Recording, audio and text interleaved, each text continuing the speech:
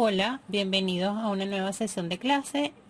Hoy nos corresponde hablar del balance de comprobación.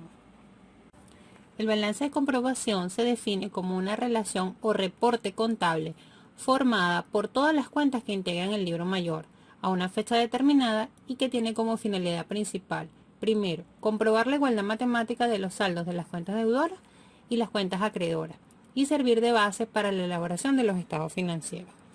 Respecto a la primera finalidad, debemos aclarar que el balance de comprobación nos sirve como prueba de que las operaciones han sido registradas correctamente desde el punto de vista matemático, pero no quiere decir que hayan sido registradas correctamente desde el punto de vista contable. Porque bien, en un asiento pudiéramos haber cargado una cuenta de activo en lugar de una cuenta de gasto o viceversa. Ambas tienen naturaleza deudora y por lo tanto se compensa el error. Asimismo, pudiéramos haber abonado una cuenta de pasivo en lugar de una cuenta de ingreso. Ambas tienen naturaleza acreedora y por eso se compensa el error. También pudiéramos haber cometido errores desde el punto de vista matemático que queden compensados o que se haya registrado alguna operación que no procede. Por ejemplo, registrar una orden de pedido. Y en relación a la segunda finalidad del balance de comprobación, pues resulta obvio, porque al tener la totalidad de los saldos de las cuentas, tanto deudoras y acreedoras, esto va a facilitar el proceso de elaboración de estado financiero. Como ya lo dijimos, el balance de comprobación es un reporte o informe financiero que resume la contabilidad en un momento determinado. ¿Y qué nos permite conocer el balance de comprobación? Nos permite saber el saldo de apertura de la partida para cada periodo. Nos permite conocer la sumatoria de los débitos que ha recibido esa partida, el total de los créditos que ha recibido la partida y el saldo de cierre de dicha partida para ese periodo específico. Hay dos procedimientos o dos metodologías para elaborar el balance de comprobación. Uno se llama por totales y el otro se llama por saldos. El balance de comprobación por totales se obtiene el total de cargos y el total de créditos de cada una de las cuentas y se toman ambos montos, es decir, se totaliza el debe y se totaliza el haber. Mientras que en el balance de comprobación por saldos se obtiene el total de los cargos y de los créditos de cada una de las cuentas y se toma el saldo según la naturaleza de la cuenta, es decir, si la naturaleza de la cuenta es deudora, pues tomaremos el saldo deudor. Y si la naturaleza de la cuenta es acreedora, pues tomaremos el saldo acreedor o del lado del haber. Es importante acotar en este momento que el balance de comprobación es un informe o un reporte financiero, no es un estado financiero como tal.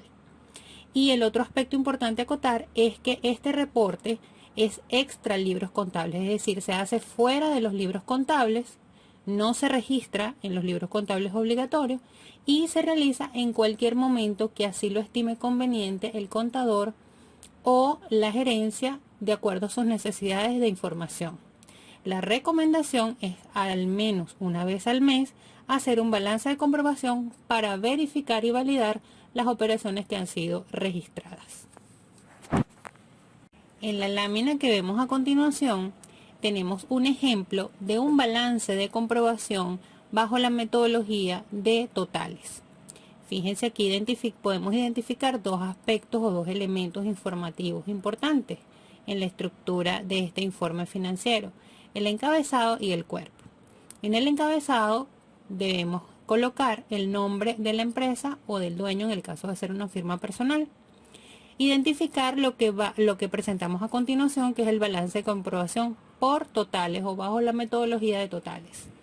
Y el otro elemento muy importante es indicar la fecha hasta donde se toma la información, es decir, es la fecha de corte de los saldos que hemos tomado del libro mayor. Seguidamente tenemos el cuerpo del informe o reporte financiero o contable, en donde tenemos la lista de todas las cuentas que hemos tomado del libro mayor y que tienen saldos a esa fecha determinada. Entonces, la metodología de balance de comprobación por totales nos indica que debemos tomar los totales de cada uno de los movimientos que ha tenido la partida. Es decir, se toma el total del lado del debe y el total del lado del haber. Entonces allí observamos la cuenta bancos, por ejemplo, tuvo unos movimientos que arrojaron 400 unidades y por el haber arrojaron 100 unidades. Y así observamos las restantes partidas, las que tienen saldo cero es porque no tuvieron movimiento por ese lado de la cuenta. Al final totalizamos tanto la columna del debe como el haber y corroboramos el equilibrio de la ecuación del patrimonio y de la teoría de cargo y abono, donde deben ser iguales a ambos totales. Continuando con la explicación del ejemplo de balance de comprobación por totales, vemos entonces en esta lámina cómo hemos tomado del libro mayor dos ejemplos de movimientos de cuenta.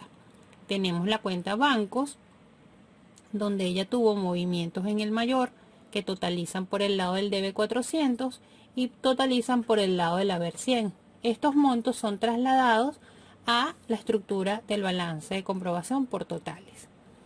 Esto como ejemplo de una partida de naturaleza deudora. Luego tenemos la información del libro mayor de la partida cuentas por pagar. Ella totaliza por el lado del debe movimientos por 10 y totaliza por el lado del haber movimientos por 80. Ambos valores son llevados a la estructura del balance de comprobación por totales, como lo observamos en la lámina. Entonces aquí vemos claramente cómo entonces en este formato o en esta metodología de trabajo tomamos los saldos o los montos que totalizan las columnas del debe y del haber y los llevamos a la estructura del reporte contable para totalizar la columna del debe y del haber. Ahora tenemos la estructura del balance de comprobación por saldos. Igualmente, identificamos en la estructura dos elementos informativos, el encabezado y el cuerpo. En el encabezado, igual que en la metodología anteriormente explicada, tenemos en el encabezado el nombre de la empresa o de la entidad económica, la identificación o el nombre de lo que a continuación vamos a presentar, que es el balance de comprobación por saldos bajo la metodología de saldos, y la fecha de corte hasta donde fueron tomados la información del libro mayor. Luego en el cuerpo del informe financiero o contable tenemos las cuentas, la columna del debe y la columna del haber. Aquí la gran diferencia respecto a la metodología anterior es que aquí no tomamos los totales del debe y del haber, sino el saldo de la cuenta. En el caso del ejemplo de bancos, en la explicación anterior teníamos que por el debe eran 400 y por el haber 100. El saldo de esa cuenta 400 menos 100 es 300 y vemos aquí entonces que la cuenta bancos muestra 300 como su saldo de la cuenta.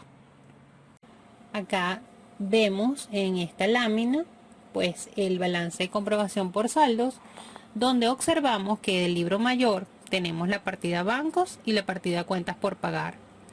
Bancos tenía un movimiento por el debe de 400, por el haber de 100, eso me arroja un saldo de 300, que es el saldo que trasladamos a la estructura del balance de comprobación por saldo.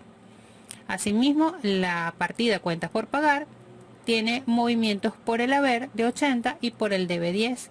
Eso me arroja un saldo de 70 y ese saldo es el que trasladamos a formar parte de la estructura del balance de comprobación por saldos. En este ejemplo o en esta lámina vemos claramente cómo lo que se traslada bajo esta metodología es el saldo final de cada una de las cuentas para el periodo de información. Aquí totalizamos el debe, totalizamos el haber y vemos entonces que se cumple con el equilibrio matemático, que es lo que podemos comprobar a través de este reporte contable. Cuando elaboramos el balance de comprobación podemos cometer errores. Pero ¿cómo identificar estos errores? Bueno, primero debemos revisar la formación de los asientos, ¿verdad? En el libro diario. Luego podemos revisar los pases de esta información al libro mayor. Es decir, pudiésemos haber registrado un crédito como un débito o un débito como un crédito. También el error puede estar en la determinación de los saldos en el mayor al hacer las sumas. O el error puede estar en la preparación propia del balance de comprobación. Es decir, podemos haber cometido errores al pasar el saldo de una cuenta de mayor al balance, o haber cometido errores relativos a la totalización de las columnas del debe y del haber en el balance de comprobación. O también la ubicación incorrecta de una cuenta deudora la pudiéramos haber colocado de manera equivocada en la columna del haber, o de una cuenta acreedora en la columna del debe. Para corregir los errores en la formulación del balance de comprobación, existen algunas técnicas que nos permiten identificar cuáles han sido estos errores. Vamos a revisar y a explicar cada una de ellas. La primera técnica es revisar si alguna cuenta está mal ubicada de acuerdo a su naturaleza, es decir, si es una cuenta deudora y la hemos colocado por el lado acreedor, o si es una cuenta acreedora y la hemos colocado por el lado deudor. La segunda técnica está orientada a determinar la diferencia entre la suma de ambas columnas, y debemos orientar la búsqueda, una vez que hemos obtenido esta diferencia, orientar la búsqueda hacia una cuenta cuyo saldo sea igual a la mitad de la diferencia encontrada, dado que al ubicar una cuenta deudora en la columna del haber, la diferencia será el doble de la partida mal ubicada. Cuando la diferencia es un número que sume 9, o sea múltiplo de 9, la búsqueda del error debe dirigirse a alguna cantidad con decimales, donde probablemente se haya cometido el error, o hacia alguna partida que tenga una cifra invertida, es decir, sea el número 45 y hayamos colocado el número 54. También detectar alguna cuenta que se haya omitido, cuyo saldo debe ser igual precisamente a la diferencia. Si hemos revisado los anteriores aspectos y aún persiste que no encontramos el error o la diferencia, ¿verdad? Debemos entonces proceder a verificar nuevamente la sumatoria del balance de comprobación, o sea, revisar las columnas del debe y del haber. Comparar los saldos con cada una de las cuentas del mayor, con los saldos transferidos de estas al balance de comprobación.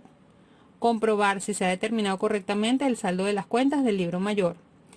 Y finalmente revisar los asientos de diario y verificar que todas las partidas que hemos registrado en el libro diario hayan sido pasadas al libro mayor, que los montos por los cuales se ha pasado el mayor sean la misma cantidad que aparece en el diario, que los cargos y los créditos provenientes del diario hayan sido correctamente ubicados en la columna del debe y del haber del mayor según corresponda, que no se haya duplicado algún pase, es decir, que hayamos registrado 2 veces la misma transacción, y que los asientos de diario estén bien estructurados, es decir, que estén cuadrados y que hayan sido realizados a las partidas correctas.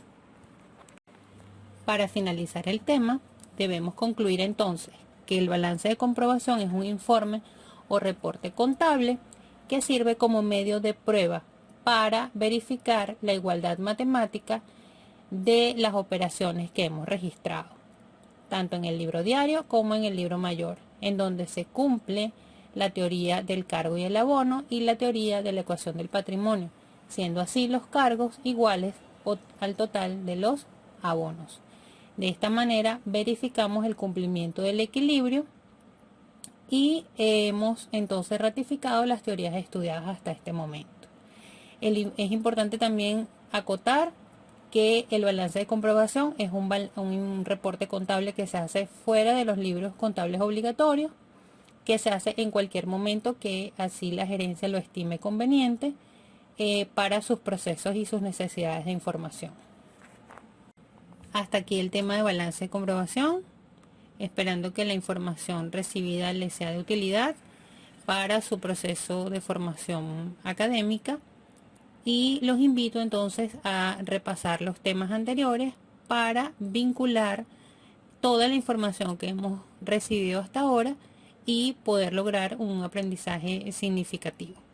Nos vemos en una nueva sesión de clase. Espero que estén muy bien.